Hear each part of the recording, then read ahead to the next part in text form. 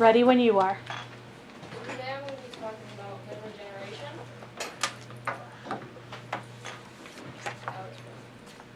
It's on freeze. Get the white remote on my desk, sorry, and hit freeze.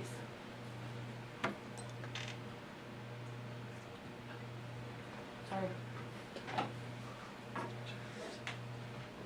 So some of the basics of limb regeneration. Every year 185,000 Americans have an amputation, and there are currently 2 million people living with limb loss in America. And that number is expected to increase, it's supposed to double by 2030. And so there are a lot of common causes of limb amputation. Tragic events or accidents such as car accidents. A lot of people will get in a car accident and be thrown from a car, and then they will have to get their leg amputated or other limb because of the damage, or they'll be trapped and they'll lose blood flow and have to lose it. A lot of common causes are diseases such as diabetes. You'll usually get infections in typically the legs or the feet, and then you'll have to get an amputation from that. So currently options are very limited. The only real option is prosthetics, and it's the same as it was basically a century ago. It's slightly different because there's more technology involved in prosthetics, but there's not a lot of advancements as far as how you can solve amputations. And so the thought from scientists is, what if instead of relying on a prosthetic, you could now just regrow your limb? So humans have never been able to fully regenerate their limb. They have some regenerative capabilities, such as they can regenerate their skin, some tissues, they can regenerate their liver, and when you're children, you can actually regenerate the tips of your fingers. But besides that, humans really can't regenerate anything. And although you can't regenerate limbs today, when you're embryos, you have that ability to regenerate complex tissues and your limbs.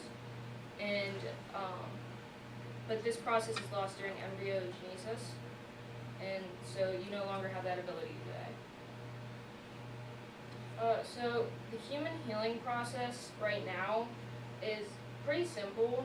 There's 4 basic steps, which are hemostasis, inflammation, proliferation, and maturation. So during the hemostasis phase is basically when the wound is closed by clotting.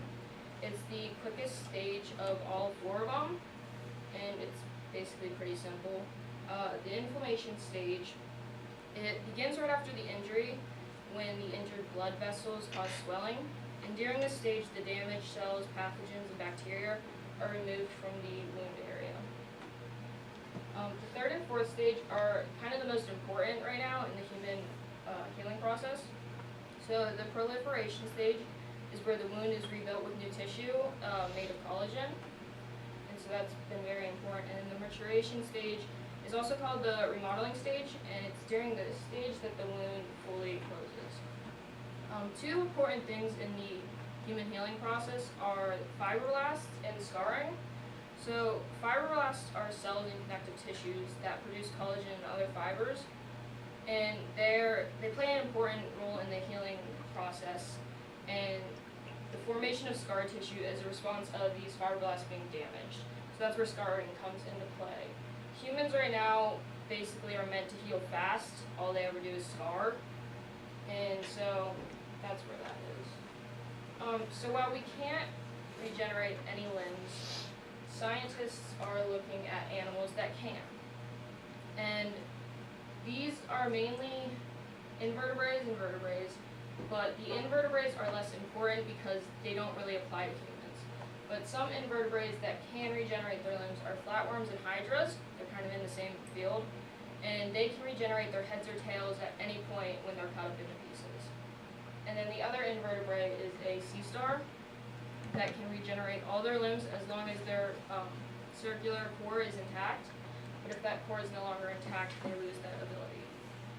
Some of the vertebrates that have some regenerative capabilities are mice. Typically when mice are younger, they can regenerate the tips of their fingers and the ears. but they typically lose that ability when they grow older. And then the most important animal that scientists really look at when it comes to limb regeneration is the salamander. And in particular the axolotl, which is a Mexican salamander. And as opposed to a normal salamander, it's purely aquatic, like it never comes on land. So this animal is what a lot of scientists look at because they can regenerate any part of their body at any point in their life. They never lose the ability, and they can even regenerate parts of their brain and their hearts. So they're very important in the advancement of limb regeneration. And then tadpoles have the ability to regenerate limbs, but they also lose this ability as they get older. So some of the steps of limb regeneration in the axolotl. So of course with anything, you have to have the trauma occur.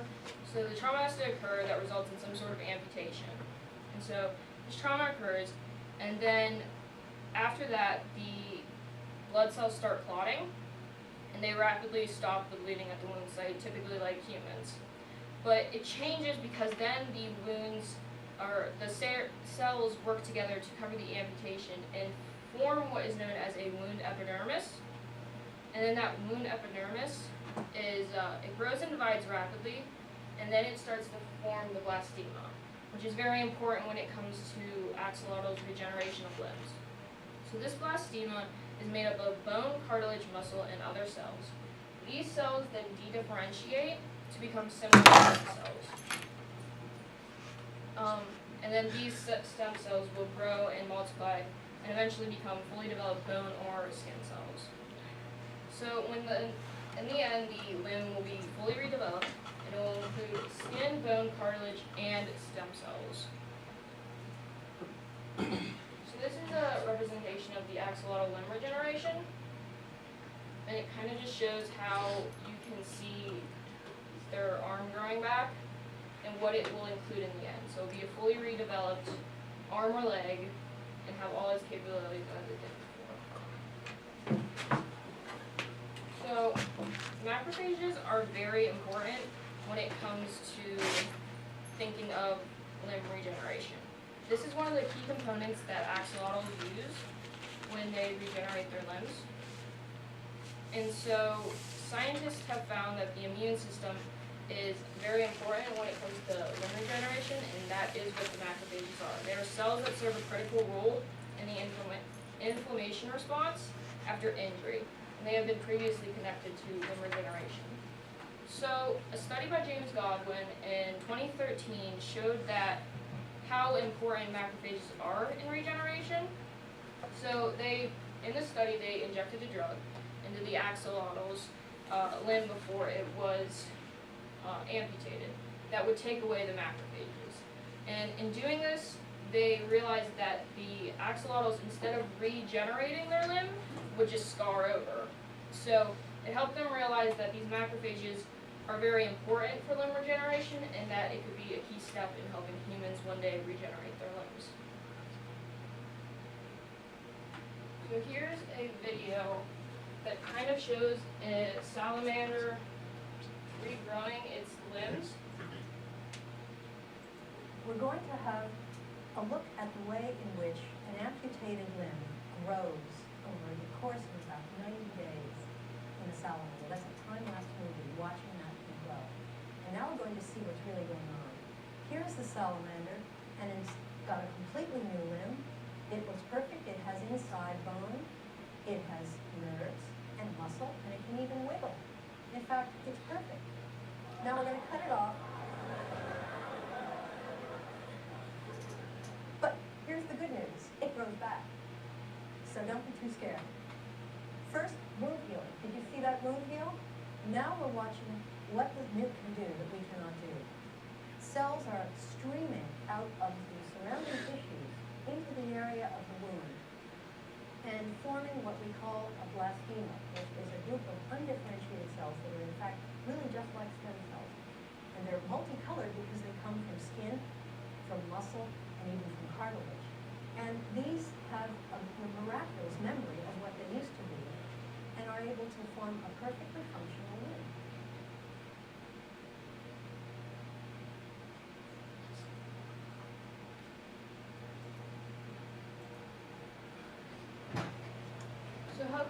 better explain what it would look like for a salamander to regrow its limbs. So there's been a lot of research currently about how humans will one day be able to regrow their limbs. And one of the ways scientists are looking at doing this is regenerating limbs with proteins. And so a team at Texas A&M University were successful at stimulating artificial growth in amputated toes of neonatal mice. And so this research began in 2010, and this particular discovery came in 2018. And they stopped their research, or no, they're continuing their research to try and get humans to do the same thing. But they used a pair of proteins called BMP2 and BMP9, and they decided to apply the BMP9 protein to the mice after their toes were amputated. After 3 days, 60% of the bone stumps had gone on to develop a layer of joint cartilage tissue, and the experiment was shown that this was more effective if you applied the BMP2 to the protein to the toes, and then a week later apply the BMP9. And so this was very important in this scientific development because it was one of the first cases where not only did you just get bone to regrow, but they completely formed new joint structures, and so that's why this was very significant. And applying this to humans, so it was evidence that the treatment of growth factors can be used to engineer regeneration in a non-regenerating wound. These mice weren't normally able to regenerate their toes, and so by doing this, they think that they could mimic the same effect in humans. It also shows that humans possess the cells that have knowledge on how to regenerate. Humans have a lot of cells in them that are the same as the axolotl, and they could actually have the ability to regenerate, but it's a hidden feature in humans. So they don't work the same way as they do in a salamander, and so scientists are trying to figure out how to bring those cells out and get them to do the same thing that an axolotl does. So this team plans on doing more research before testing on humans. A lot of people had a lot of concerns about this because the mice are very different than humans. They only got a toe to regenerate, which isn't a lot, and humans are very on a larger scale. And so there's a lot of concern as to whether this will actually be applicable to humans or if it was just like a rare case. Another way that scientists are trying to regenerate limbs in humans is through bioelectric regeneration. So a study was led by Dr. Michael Levin at the Allen Discovery Center within Tufts University. And Dr. Levin believes that the answer to limb regeneration lies in bioelectric signals. And so they did a study on an African claw frog. And the African claw frog, like most frogs, has the ability to regenerate its legs in childhood, but loses the ability as it's older. And so they created a wearable bioreactor, and it was a device called the progesterone bioreactor used to stimulate regeneration. And so it was developed using 3D printer technology from silicone. It was then filled with a sticky polymer gel, which contained progesterone. And progesterone basically helps with the regeneration of the bioelectricity state of cells, and it's believed to initiate and imitate regeneration. It's common to be seen in embryogenesis, which is where it comes in that embryos are able to regenerate their tissues and limbs nearing that stage. So the bioreactor was designed to be worn at the site of the injury, and it would deliver small molecule compounds containing a hydrogel silk-based protein. And so basically, if the frog were to wear this bioreactor, it would then be able to regenerate its limb over a certain amount of time. So it was placed on a group of frogs for 24 hours, and during these 24 hours, they'd have to wear the bioreactor device, and the progesterone would be at the same time be injected. And so this would help them to be able to regenerate their legs. After the 24 hours, the bioreactor was taken off, and they were studied for 9 to 10 months after. and then they were compared with the same species of frogs who had the same amputation, but without the bioreactor. And they found that the frog, this is what they did, basically. You can see that the 24 hours and then the months afterwards, how much it grew. So it's kind of a representation of what happened. So their findings, the frogs with the treatment, they formed paddle structures, and in these paddle structures were well-formed veins, bone tissues, and nerves. So they were able to completely regenerate that limb, basically. And then the frogs without the treatment just developed a normal stump spike, and they weren't able to have any sort of regeneration. Applying to humans, so they believe that this could cause certain levels of regrowth in amputated limbs of humans. And then they believe that one day this device could be integrated with certain medications, and it could activate some regeneration responses in humans. So that was the hope for that. So Lin28A is a protein that is produced in developing embryos. When combined with IMP1, which is another protein, it was shown to help mice regenerate some tissues quickly. It accelerated a lot of regeneration in these mice, but seemed to be very limited. They didn't seem like they really helped them regrow a full limb, but it did help them regrow some things in a lot of their tissues, all tissues except for the heart, I believe. And so that was very helpful for them. This video talks about how Lin28A and the IMP1 was used to help scientists figure out more about limb regeneration. Researchers just figured out how to unlock our own mutant healing factor. Great for crime fighters and klutzes.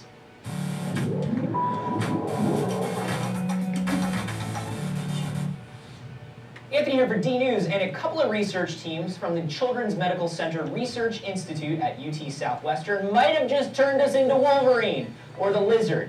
Or if you think comics are lame, they figured out a way to supercharge our body's ability to heal and regrow lost bits. You should really give comics another chance, though. The teams discovered a couple of proteins that are active in human fetuses, but turn off once we leave the womb. The first one is called Lin28A. It's turned on during fetal development, but not in later life. It looks like that protein is important to tissue repair. Activating it creates a metabolic state like small children have. They heal and regenerate tissue incredibly fast. The other discovery involved a protein called IMP1. It promotes stem cell self-renewal. Now, self-renewal is what makes fetal stem cells split and regenerate. It's important for the rapid growth of tissue it takes for BABI to form. A lack of IMP1 seems to be part of what makes our stem cells stop replicating and decide what sort of other cells to finally turn into.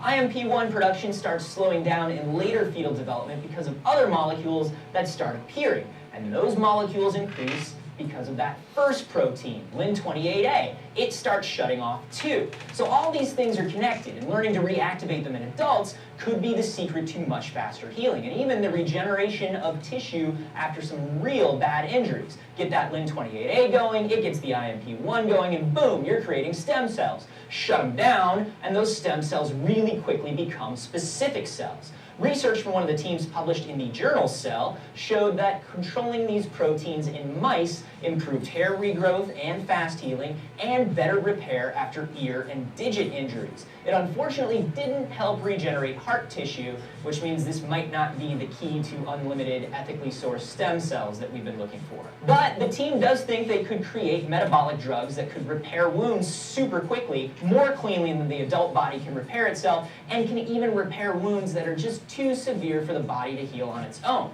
I sliced the very tip of this finger off years ago when I was working in a restaurant. It was like this really small slice, but even that healed back kind of weird and slightly flat, and sometimes it tingles because of the way the nerves reposition themselves in there. We're made to heal fast and dirty. We scab and scar because our body is complex, and it's faster to just close off from outside stuff that could infect us, than it is to regrow perfectly. But regenerating like a fetus generates tissue means that we get the best of the animal kingdom. We get the fast healing of a human and the regeneration of other species. Of course, the body turns this stuff off for a reason, probably not to keep us from turning into a crazed half man, half lizard, but I'm sure it serves some purpose. Seriously, do not let... So that should have helped better explain kind of what the research was with LIM-28A. It really wasn't as significant as some of the other research because it didn't really reform a full new limb, but it is significant because it can help regenerate a lot of lost tissues and things. So the reason I chose this topic was actually because of Dr. Alan Russell. So he's a former founding director of the McGowan Institute of Regenerative Medicine at the University of Pittsburgh, and he's currently a chemical engineer at Carnegie Mellon University. So I met him around last summer through my work. He wanted his house cleaned, and we still clean for him, but he started talking to me about how all the research they're doing in Pittsburgh on regenerative medicine. And I thought it was interesting because I had never heard about it before.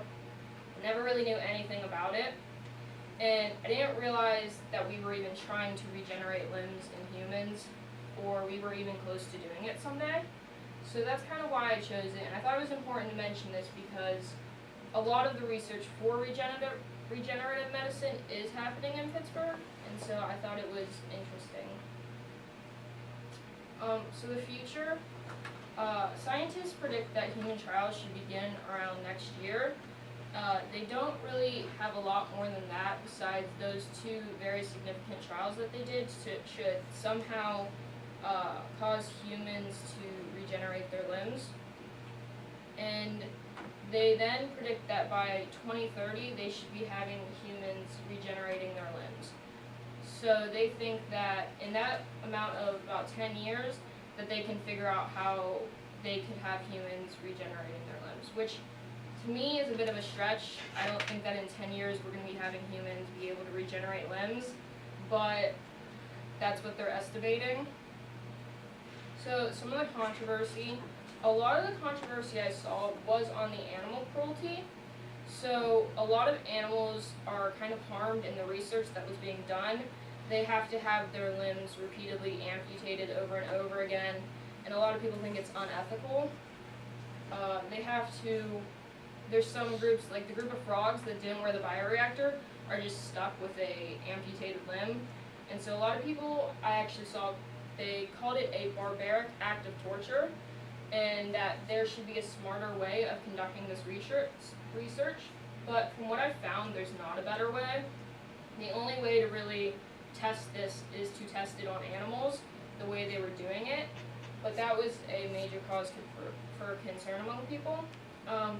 Another piece of controversy was that humans aren't made to regenerate our limbs, so why would we? A lot of people don't believe that, or a lot of people believe that since we can't, we shouldn't be able to. That it's the human body, you should leave it alone, you shouldn't mess with things. And the argument against this is that humans do possess the capability of regenerating a limb. It's just hidden and taken away, and so maybe someday we should be able to. A lot of people think that the risk outweighs the reward. There's a lot of unknown about limb regeneration. There's not a lot that is known, and many people think that it could have a harmful effect on the body.